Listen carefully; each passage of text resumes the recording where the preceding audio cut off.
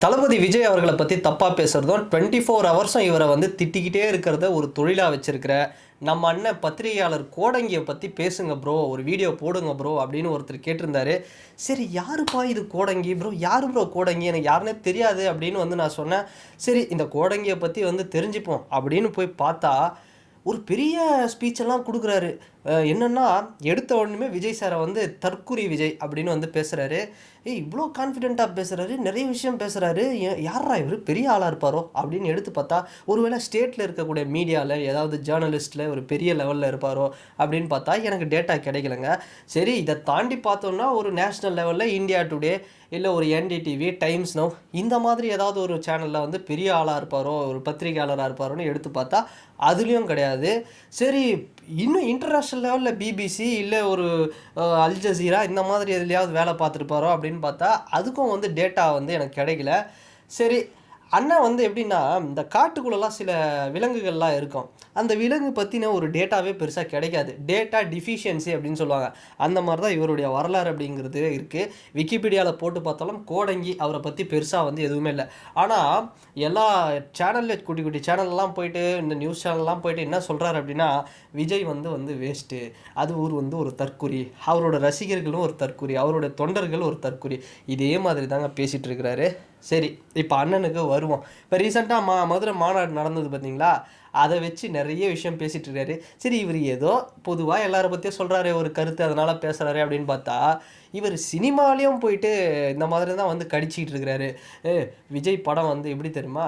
விஜய் படம் வந்து அப்படி தெரியுமா? ஜனநாயகன் ஓடாது தெரியுமா?" இந்த மாரி தான் பேசிட்டு இருக்காரு. இன்னைக்கு நேத்து இல்ல, பல வருஷமா அண்ணன் இத தான் பண்ணிட்டு இருக்காரு. சினிமா வந்தாலும் சரி, அரசியலா இருந்தாலும் சரி, விஜய் சார வந்து தாக்கி தாக்கி பேசுறது இவருடைய ஒரு தூங்குற டைம் தவிர மீதி எல்லா டைம்லயும் வந்து இதை தான் வந்து ஒரு வேலையா வச்சிருக்கிறாரு அப்படின்னே வச்சுப்போமே.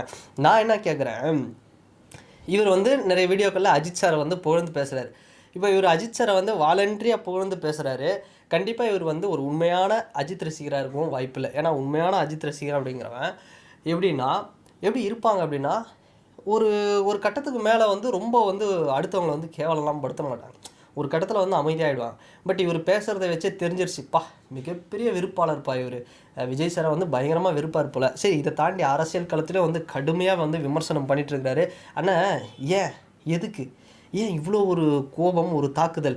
ஒருவேளை எனக்கு தெரிஞ்சு இவர் வந்து டிஎம்கே சப்போர்ட்டரா இருப்பாரோ? அப்படின்னு வந்து இருக்கு. ஏன்னா இப்ப வந்து பார்த்தோம்னா, நம்ம ரோஸ்ட் பிரதர்ஸ் இவங்கள மாதிரி ஆட்கள்லாம் பார்த்தோம்னா, ஃபுல் டைமாவே இதுதான் வந்து இப்ப ரோஸ்ட் பிரதர்ஸ்க்குலாம் பார்த்தோம்னா, ஃபுல் டைமா இதுதான் வேலையே. உட்காந்து ஒரு இடத்துல இல்லை எங்கெங்கெல்லாம் போகிறோமோ அங்கே எல்லா இடத்துலையும் வந்து விஜய் சாரே ஒரு கட்சியை பற்றியும் வந்து தப்பு தப்பாக வந்து பேசணும், திட்டணும். இதுவே வந்து அவங்க ஒரு வேலையாக வச்சுருக்காங்க. ஸோ அது வந்து ஒரு பக்கம் போயிட்டுருக்கு. சரி இவரும் வந்து இப்படி தான் வந்து ஏதாவது ஒரு வேலை வச்சுருப்பாரு அப்படின்னு பார்த்தா, இவர் எந்த கட்சின்னு தெரியல எனக்கு. அதுதான் முன்ன சொன்ன மாதிரி டேட்டா டிஃபிஷியன்சி தான். இவர் திமுகவா, இல்லை விசிகேவா, இல்லை காங்கிரஸா, இல்லை வேறு ஏதாவது ஒரு பார்ட்டியா எனக்கு வந்து தெரியல. இல்லை விஜய் சாரை பற்றி திட்டினா வந்து ஃபேமஸ் ஆகலாம் அப்படிங்கிறதுனால பண்ணிகிட்ருக்காரு. ஏன்னா இப்போ கோடங்கி அப்படிங்கும் போது எனக்கு வந்து பெருசாக தெரியல. ஏன்னா இவர் வந்து பத்திரிகையாளர்ன்றாங்க. நானும் வந்து பல செய்திகள் பார்க்குறேன், நியூஸ் பேப்பர் பார்க்குறேன், என்னென்னவோ பார்க்குறேன். ஸோ அப்படிலாம் பார்க்கும்பொழுது இவர் பத்திரிகையாளர் இருந்ததுன்னா இப்போது ஜேர்னலிசம்க்குன்னு ஒரு விஷயம் இருக்குது. அந்த பத்திரிகை தர்மம் அப்படிங்கிறது இருக்குது, ஒரு எத்திக்ஸ் இருக்குது, ஒரு மொராலிட்டி அப்படிங்கிறது இருக்குது. ஸோ இதையெல்லாம் தாண்டி தான் அண்ணன் பேசிகிட்டு இருக்காரு. அப்போவே தெரிஞ்சிருச்சு, ஆஹா இவர் வந்து நம்ம தலைவரை வந்து திட்டி திட்டி திட்டி ஒரு ஃபேமஸ் ஆகணும். ஒரு பக்கம் திட்டினார் அப்படின்னா நல்லா பாருங்களேன், அரசியல் களத்தில் ஃபுல்லாக அந்த பக்கம் விஜய் சாருக்கு பிடிக்காதவங்க கிட்டலாம் வந்து இவர் பேர் வந்து பிரபலமாயிடும். இன்னொரு பக்கம் பார்த்தீங்கன்னா, இந்த பக்கம் கமெண்ட் போடுறன்றதுல பேரில் நம்ம பசங்க டிவிக்கில் இருக்கிறவங்க என்னென்னா இவரை வந்து எடுத்து வந்து திட்டுவாங்க. அப்படி ஒரு வேளை நம்ம ஃபேமஸ் ஆயிடலாம்ல அப்படிங்கிறதுக்காக பேசிகிட்டு இருக்கிறாரா?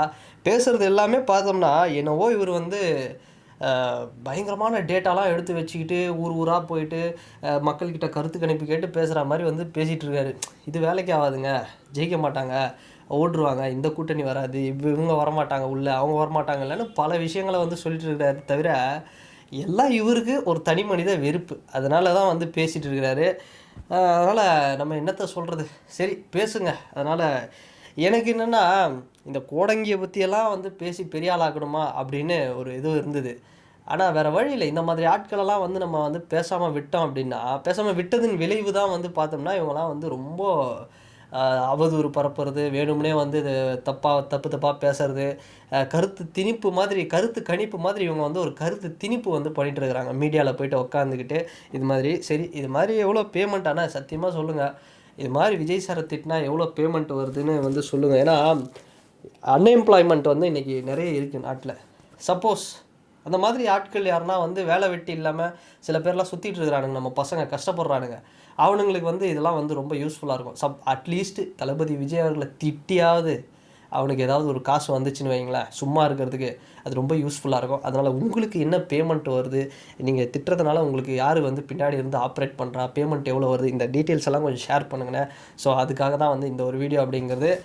ப்ரோ நிறைய திட்டலாம் ப்ரோ, பயங்கரமாக திட்டி ஆவேசமாக, ஆனால் திட்டுற அளவுக்குலாம் இந்த மாதிரி ஆட்கள்லாம் வந்து ஒர்த்தே இல்லை. ஸோ அதனால் வந்து இவரெல்லாம் வந்து அப்படியே விட்டுரும் கிட்டத்தட்ட. ஆனால் ரோஸ்ட் பிரதர்ஸ்க்கு வந்து கண்டிப்பாக ஒரு வீடியோ இருக்குது, அது வந்து நான் நிச்சயமாக இருக்குது. நான் நேரில் கூட வந்து ரோஸ்ட் பிரதர்ஸ் வந்து பார்த்து நான் பேசணும் அப்படின்னு வந்து இருக்கேன். நான் எதுக்காக இவ்வளோ ஒரு வன்மம் அப்படின்னு தெரியலைங்க.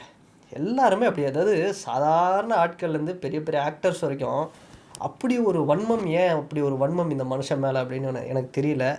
சரி, நம்ம பார்ப்போம், அதை நம்ம தொடர்ந்து பேசுவோம். நம்ம இன்னொரு வீடியோ ரோஸ்ட் பிரதர்ஸ்க்காக வந்து நான் போடுறேன். அண்ட் இந்த வீடியோ பற்றினா உங்களுடைய கருத்துக்கள் என்ன அப்படிங்கிறது இந்த கமெண்ட் செக்ஷனில் நீங்கள் மறக்காமல் பதிவிடுங்க. நான் வேறு ஒரு வீடியோவில் வேறு ஒரு கான்டென்ட்டில் நான் உங்களை பார்க்குறேன். பாய்.